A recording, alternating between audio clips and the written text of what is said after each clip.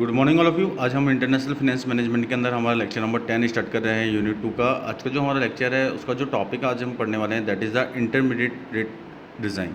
आज हम पढ़ेंगे कि इंटरमीडिएट रेट डिज़ाइन क्या है और कौन कौन से टाइप्स होते हैं इंटरमीडिएट रेट डिज़ाइन के। तो the exchange rate between the fixed one and the floating one is called the intermediate rate design. अगर आप देखें तो जो एक्सचेंज रेट डिज़ाइन है जो कि एक फिक्स्ड और फ्लोटिंग के बीच में होती है उसको हम इंटरमीडिएट रेट डिज़ाइन कहते हैं। अगर आप देखें तो इंटरमीडिएट रेट डिज़ाइन का जो सबसे पहला तरीका होता है, मीन्स पहला जो पार्ट है that is the band. There is only a tiny variation around the fixed exchange rate against another currency well within the plus और माइनस 2%। अगर आप देखें तो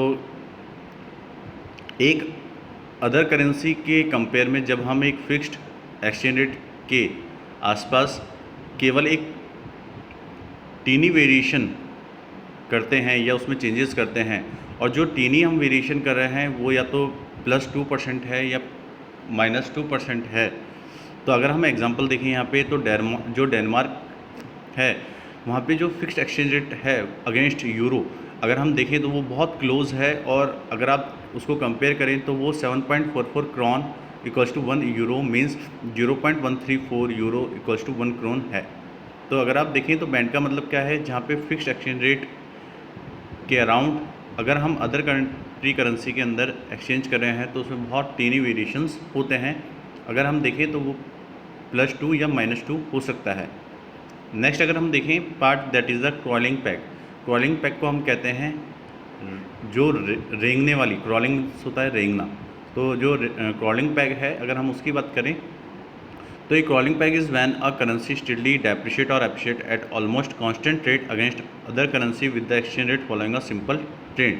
ये जो एक क्रॉलिंग पैक तब होता है जब एक करेंसी एक सिंपल ट्रेंड के बाद एक्सचेंज रेट के साथ किसी अदर करेंसी के कंपेयर में लगभग फिक्स्ड होती है और उसमें लगातार क्या होता रहता है, एप्रिसिएशन और डेप्रिसिएशन होता रहता है। तो जो क्रॉलिंग पैक है वो तब होता है जब हम एक सिंपल ट्रेंड के अंदर जब किसी एक्सचेंज रेट के साथ किसी भी अदर करेंसी के कंपेयर में उसको फिक्स्ड करके उसमें कंटिन्यूस एप्रिसिएशन और डिप्रिसिएशन करते रहते हैं।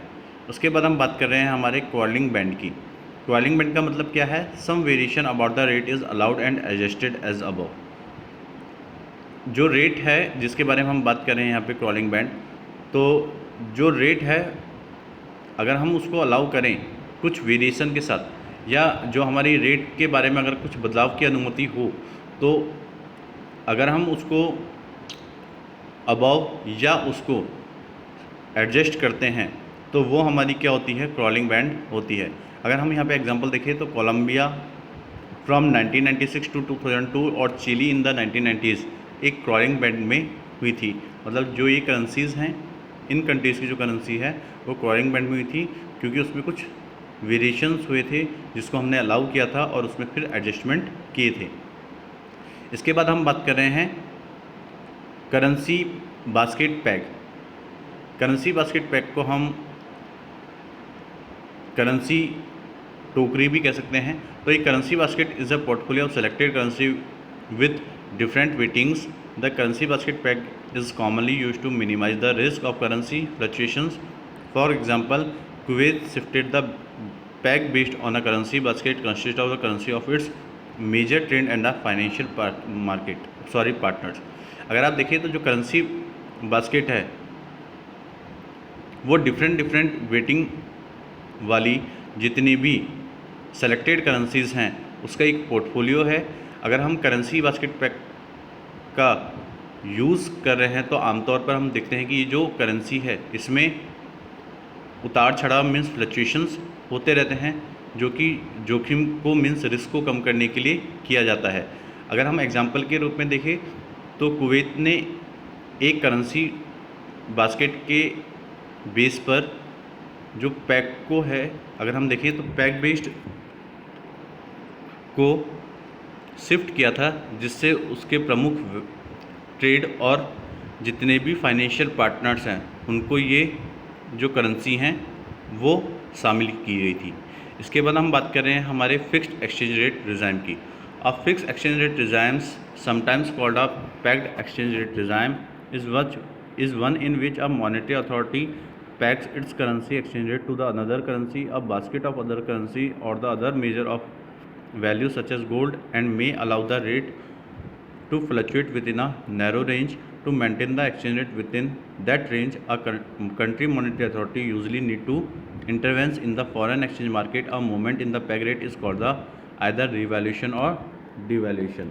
अगर हम देखें तो फिक्स एक्सचेंज रेट रिजाइम का मतलब यहाँ पे हम क्या बता रहे हैं कि फिक्स एक्सचेंज रिजाइम जो है, अगर हम उसकी बात करें, जिसे कभी कभी एक पैक्ड एक्सचेंज रेट भी कहते हैं हम, तो ये वह है जिसमें एक मॉनेटरी अथॉरिटी जो है वो पैक कर देती है उस करेंसी एक्सचेंज रेट को किसी दूसरी अनदर करेंसी में। तो जो बास्केट है हमारी अदर करेंसीज का, जब हम उसको अनदर मेजर के थ्रू वैल्यू करते हैं, तो जैसे कि हमारा गोल्ड हो गया, तो उसमें हम उसको अलाउ करते हैं कि वो एक नैरो रेंज के अंदर फ्लक्चुएट हो, उसके भीतर ही, मतलब कि उसके अंडर ही क्या हो, फ्लक्चुएट हो। तो उस बाउंड्री पे या उस रेंज के अंदर अगर हम देखें तो जो एक्सचेंज रेट को बनाए रखने के लिए कोई भी कंट्री है, तो कोई भी जो कंट्री होती है वो अपने मॉनेटरी अथॉरिटी के यूजुअली अगर हम देखें तो इंटरवेन करती है एक फॉरेन एक्सचेंज मार्केट के अंदर, जहाँ पे उनको कोई भी हस्तक्षेप करने की, मीन्स उनको कोई भी नीड नहीं होती, इंटरवेंस करने की रिक्वायरमेंट नहीं होती। और ये जो हमारा पैक्ड रेट है, ये एक मूवमेंट को या तो रिवैल्यूएशन करता है या डिवैल्यूएशन करता है, मीन्स कहा जाता है। इसके बाद अगर हम देखें तो नेक्स्ट जो हमारा है that is the currency board. अगर हम करेंसी बोर्ड की बात करें तो currency board is an exchange rate regime in which a country exchange rate maintain a fixed exchange rate with a foreign currency based on a explicit legislative commitment. It is a type of fixed regime that has especially legal and procedural rules designed to make the peg harder, that is more durable. Example include the Hong Kong dollar against the US dollar and Berlin lev against the euro. अगर हम currency board की बात करें तो currency board एक exchange rate regime है जिसमें एक कंट्री की जो एक्सचेंज रेट है वो मेंटेन की जाती है किसी भी फिक्स एक्सचेंज रेट में, किसी फॉरेन करेंसी में। तो ये हमेशा बेस्ड होती है हमेशा एक्सप्लिसिट लेजिस्लेटिव कमिटमेंट पे। अगर हम इस तरीके की, इस टाइप की अगर हम एक फिक्स्ड रिजाइम हैं, तो इसमें जो हमारा पैक्ड होगा वो बहुत स्पेशल लीगल और प्रोसीड्यूरल रूल से डिज़ाइन किया गया होगा, जो कि बहुत हार्डर या बहुत ड्यूरेबल होगा। अगर हम एग्जांपल में देखें तो हांगकांग डॉलर को अगर हम देखें तो जो हांगकांग डॉलर है वो हमेशा अगेंस्ट होता है किसी भी यूएस डॉलर के, और जो बल्गेरियन लेव है वो हमेशा अगेंस्ट होता है किसी भी यूरो करेंसी के। तो ये थे हमारे इंटरमीडिएट रेट रिजाइम। अगर हमने इंटरमीडिएट रेट रिजाइम के बारे में यहाँ पे पढ़ा तो मैंने आपको बताया था कि जब कोई exchange rate fix exchange rate और फ्लोटिंग एक्सचेंज रेट के बीच में होती है उसको हम इंटरमीडिएट एक्सचेंज रेट रिजाइम कहते हैं। उसके बाद हमने कुछ उसके टाइप्स पढ़े थे, that is the band. Band क्या है? जब हम किसी भी फिक्स एक्सचेंज रेट को किसी अदर करेंसी में करते हैं तो उसमें एक बहुत छोटा वेरिएशन जो आता है जो कि +2% या -2% का हो तो उसको हम बैंड कहते हैं।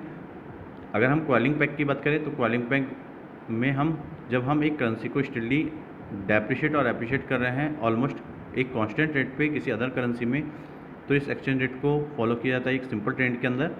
अगर हम कॉलिंग बैंड की बात करें तो कॉलिंग बैंड का मतलब है कि जब हम कुछ वेरिएशन कर रहे हैं अपने रेट में जिसको अलाउ किया जा रहा है और उसको बाद में एडजस्ट किया जा रहा हो।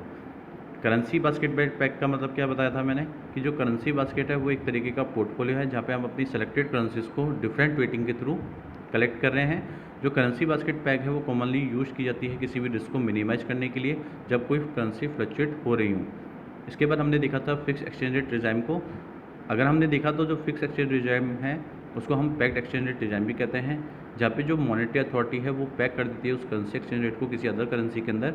तो जो बास्केट हैं अदर करेंसीज के वो और उसके जो अदर मेजर्स हैं उसकी जो वैल्यू है वो जैसे कि गोल्ड, उसको अलाउ किया जाता है कि जो रेट है वो फ्लक्चुएट हो एक नैरो रेंज के अंदर और उसको मेंटेन किया जाता है एक्सचेंज रेट को किसी एक रेंज के अंदर। तो जो कंट्री की मॉनेटरी अथॉरिटी है वो यूजुअली अपने इंटरवेन की नीड को देखते हुए किसी भी फॉरेन एक्सचेंज मार्केट में इसको करती है। तो जो मूवमेंट है हमारे पेग रेट को, उसको हम वैल्यूएशन और डिवैल्यूएशन कहते हैं। इसके बाद हमने लास्ट में पढ़ा था करेंसी बोर्ड, कि जो करेंसी बोर्ड है वो एक तरीके का एक्सचेंज रेट निज़ाम है जहाँ पे कंट्री जो एक्सचेंज रेट मेंटेन कर रही है वो एक फिक्स एक्सचेंज रेट में किसी फॉरेन करेंसी के साथ कर रही है, जो कि बेस्ड है हमेशा एक एक्सप्लिसिट लेजिस्लेटिव कमिटमेंट से। तो इस तरीके की जो फिक्स रिजाइम होती हैं वो स्पेशली एक लीगल और प्रोसीडरल रूल के थ्रू डिज़ाइन की जाती हैं, जिनको एज ए पैक्ट किया जाता है एक हार्डर, जो कि बहुत ड्यूरेबल होती हैं। तो ये था हमारा आज का टॉपिक, जो हम लोगों ने आज इस टॉपिक में कंप्लीट कर लिया है। आज के लिए इतना ही। Thank you so much and have a nice day.